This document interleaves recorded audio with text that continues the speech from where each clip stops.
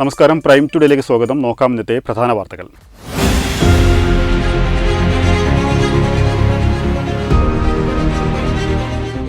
പിടിതരാതെ കുതിച്ചുയർന്ന് കോഴിവില.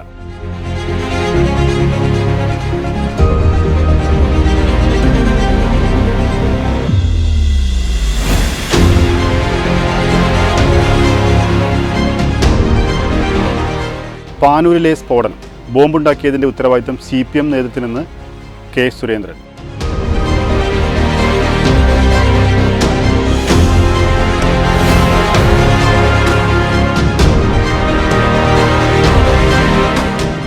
മോദി ഗ്യാരണ്ടിയിൽ കേരളവും മാറുകയാണെന്ന് പ്രകാശ് ജാവദേക്കർ.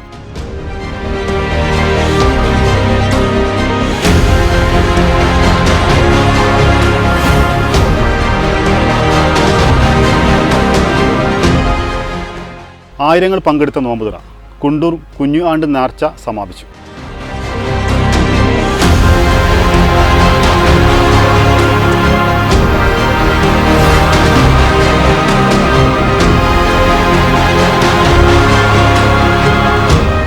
തിരൂരിൽ നിന്ന് 3.5 ലിറ്റർ വിദേശ മദ്യം പിടികൂടി.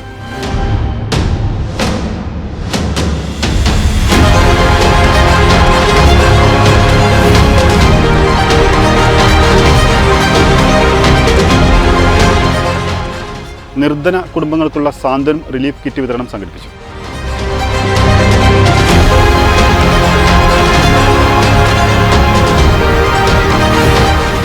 വിശദമായ വാർത്തകൾ.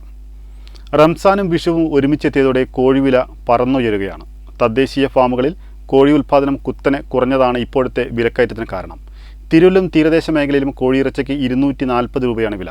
അന്യസംസ്ഥാനങ്ങൾ ആശ്രയിച്ചു വരുന്ന ലഗോൺ കോഴിക്ക് കിലോയ്ക്ക് 125 ആയി. റമസാന് മുമ്പ് 130 രൂപ വിലയുള്ള കോഴിയിറച്ചിക്കാണ് ഒരു മാസം കൊണ്ട് ഇരട്ടിയും കടന്ന് വില കൂടിയത്. ചൂട് കൂടിയതും ജലക്ഷാമവും തിരൂരിലെ പല ഫാമുകളും പൂട്ടാൻ കാരണമായി. റംസാൻ, ഈസ്റ്റർ, ചെറിയ പെരുന്നാൾ തുടങ്ങി ചിക്കൻ ഏറ്റവും കൂടുതൽ ആവശ്യക്കാരുള്ള അവസരങ്ങൾ ഒരുമിച്ച് വന്നതോടെ ഉപയോഗവും കുത്തനെ കൂടി. ചിക്കൻ ക്ഷാമവും ആവശ്യക്കാർ കൂടിയതും നിലവിലെ വിലക്കയറ്റത്തിന് കാരണമായി പറയുന്നു.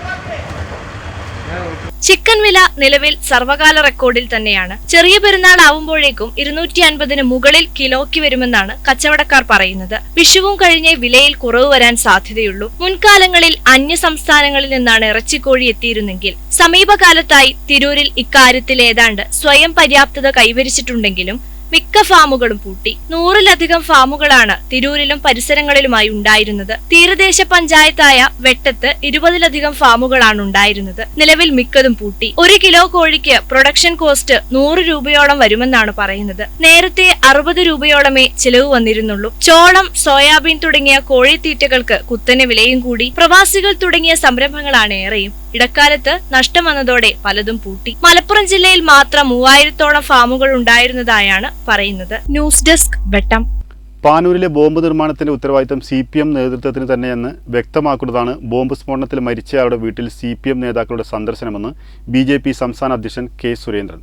CPMന്റെ അറിവോടും സമ്മതത്തോടും കൂടിയാണ് ബോംബ് നിർമ്മാണമെന്നത് ശരിവെക്കുന്നതാണ് നേതാക്കളുടെ സന്ദർശനമെന്നും അദ്ദേഹം പറഞ്ഞു. പാനൂരിൽ ബോംബ് നിർമ്മാണത്തിനിടെ കൊല്ലപ്പെട്ട CPM പ്രവർത്തകരുടെ വീടുകളിൽ ഉന്നതരായ CPM നേതാക്കൾ സന്ദർശിച്ചതോടുകൂടി ബോംബ് നിർമ്മാണത്തിന്റെ സമ്പൂർണ്ണമായിട്ടുള്ള ഉത്തരവാദിത്തം CPIM പാർട്ടിക്ക് തന്നെയാണ് എന്ന് കൃത്യമായിരിക്കുകയാണ്.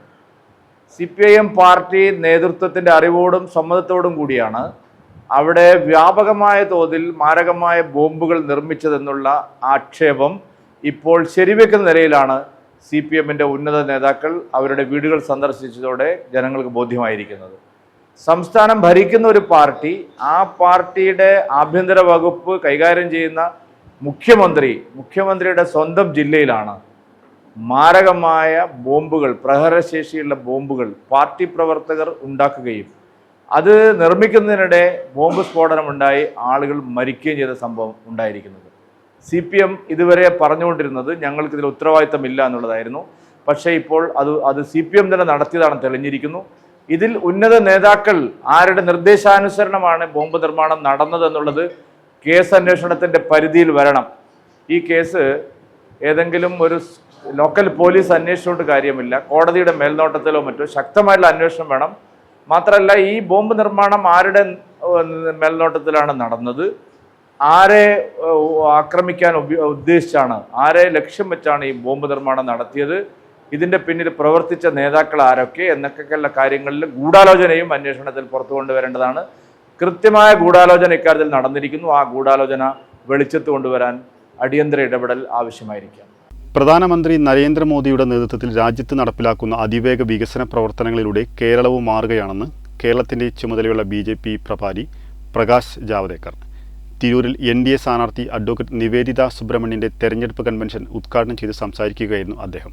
രാജ്യം പുരോഗതിയിലേക്ക് അതിവേഗം കുതിക്കുമ്പോൾ കേരളം പുറംതിരിഞ്ഞു നിൽക്കുകയാണെന്ന് കേരളത്തിന്റെ ചുമതലയുള്ള BJP പ്രഭാരി പ്രകാശ് ജാവദേക്കർ പറഞ്ഞു. കേരളത്തിലെ സർക്കാർ ജീവനക്കാർക്ക് ശമ്പളം മുടങ്ങുമ്പോൾ കേന്ദ്ര സർക്കാർ ജീവനക്കാർക്ക് മാസാവസാനത്തിന് ഒരു ദിവസം മുമ്പേ ശമ്പളവും പെൻഷനും ലഭിക്കുന്നുണ്ടെന്നും അദ്ദേഹം പറഞ്ഞു.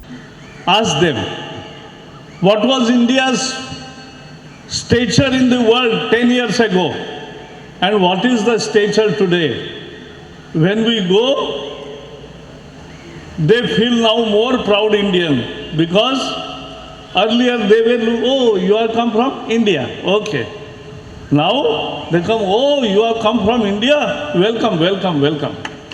വിദേശ രാജ്യങ്ങളിൽ ജോലി ചെയ്യുന്നവരോട് ചോദിച്ചാൽ അറിയാം, പ്രത്യേകിച്ച് ഗൾഫ് രാജ്യങ്ങളിൽ ആദ്യം ഇന്ത്യ എന്ന് പറയുമ്പോൾ അത്രമാത്രം പരിഗണന കിട്ടിയിരുന്നില്ല. എന്നാൽ ഇന്ന് ഭാരതത്തിൻ്റെ നില ആ ഒരു സ്ഥാനം ലോകരാജ്യങ്ങൾ അംഗീകരിച്ചിരിക്കുകയാണ്. അത് നമുക്ക് ബോധ്യപ്പെട്ട കാര്യമാണ്. Modi has given prestige to every Indian outside also and inside also. That is what Modi wants to bring in. A nation which was 11th in economy, 11th largest economy, now it is 5th largest economy. In next 3 years, we will be 3rd largest economy.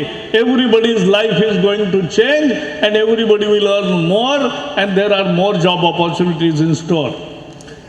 Modiji രാജ്യത്തിൻ്റെ അഭിമാനം ഉയർത്തിയിരിക്കുകയാണ്.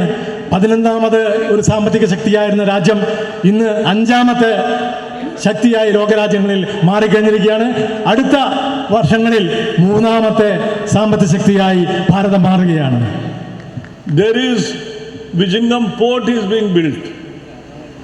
That port and container terminal will create millions of jobs for Kerala.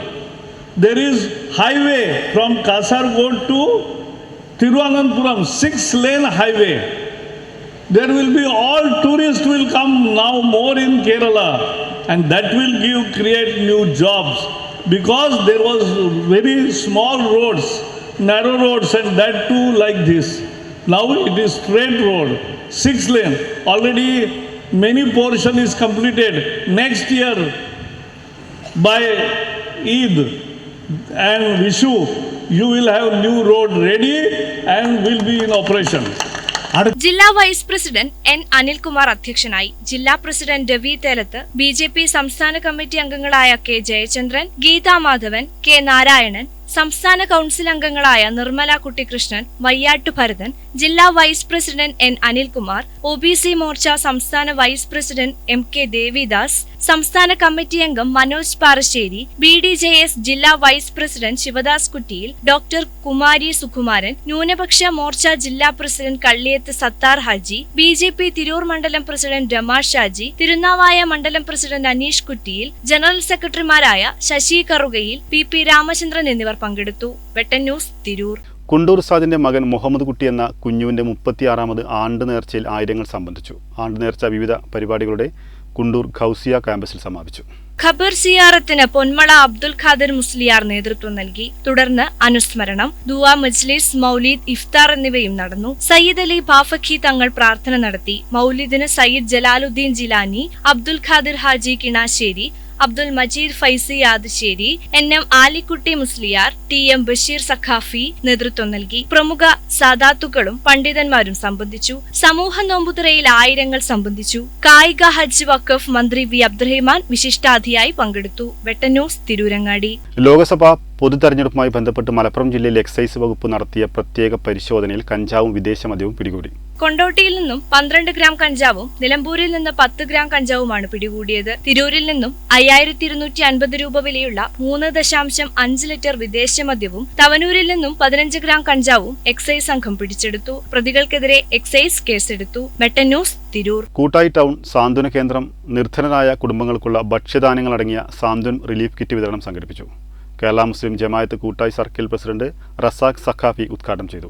നിർധന കുടുംബങ്ങൾക്കുള്ള സാന്ത്വനം relief kit വിതരണം സംഘടിപ്പിച്ചു. VP അബ്ദുറഹിമാന്റെ അധ്യക്ഷതയിൽ കേരള മുസ്ലിം ജമാഅത്ത് കൂട്ടായി circle president Razak Saqafi ഉദ്ഘാടനം നിർവഹിച്ചു. ഷുഹൈബ് സഖാഫി, സഹറുൽ ഫാത്തിർ എന്നിവർ സംസാരിച്ചു. M ഫസലുർ റഹിമാൻ, സഫ്വാൻ CP, അമീർ K, അമീൻ, ഷംറൂത്ത്, ഇഷാൻ K എന്നിവർ പങ്കെടുത്തു. വെട്ടന്യൂസ്, കൂട്ടായി. ഇതോടെ ഈ വാർത്താ ബുള്ളറ്റിൻ പൂർണ്ണമാവുന്നു. നന്ദി, നമസ്കാരം.